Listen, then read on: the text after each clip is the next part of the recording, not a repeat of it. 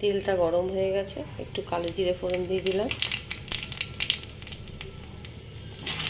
এখন কুমড়োগুলো দিয়ে দিলাম।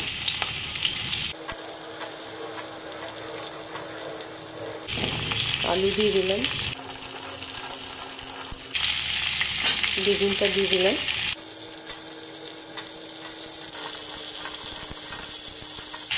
শিমগুলো দিয়ে দিলাম।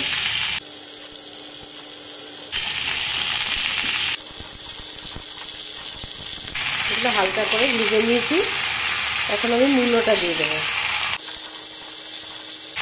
পরিমাণ মতো নুন দিয়ে দিলাম, হলুদ দিয়ে দিলাম, নুনটা দিয়ে দিলাম। এখন সবজিগুলোর জল বেরিয়ে আসবে, আর আমি ঢাকা দিয়ে দেবো, তাতে সবজিগুলো নরম হয়ে যাবে। আর গ্যাসটা একটু কম করে দেবো। আমি বড়িগুলো দিয়ে দিলাম। এখন আমি পালং শাকটা দিয়ে দেবো।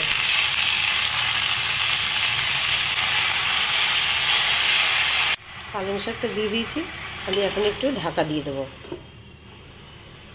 তাহলে পালং শাকটা নরম হয়ে যাবে। তারপরে আসছি। ঢাকাটা নামিয়ে দিয়েছি। এখন পালং শাকটা নরম হয়ে গেছে, ভালো করে মিশিয়ে নেব।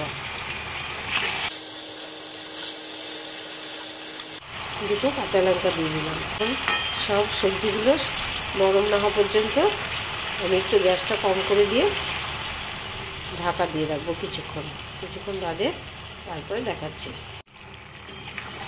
পালং শাকের তরকারিটা আমার হয়ে গেছে প্রায়, কারণ সবজিগুলো সব নরম হয়ে গেছে, সুন্দরভাবে মিশে গেছে। এখন আমি খুব সামান্য চিনি দেবো। পালং শাকে মিষ্টি, বেশি মিষ্টি দিলে ভালো লাগবে না। অল্প একটু চিনি দিয়ে দিলাম।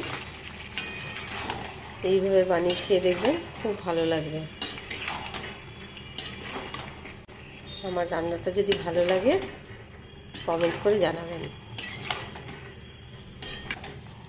এইভাবে শীতের সময় পালং শাকের তরকারি খুবই ভালো লাগে খেতে, বড়ি দিয়ে সুন্দরভাবে। হয়ে গেছে, আমি এখন এটা নামিয়ে নেব।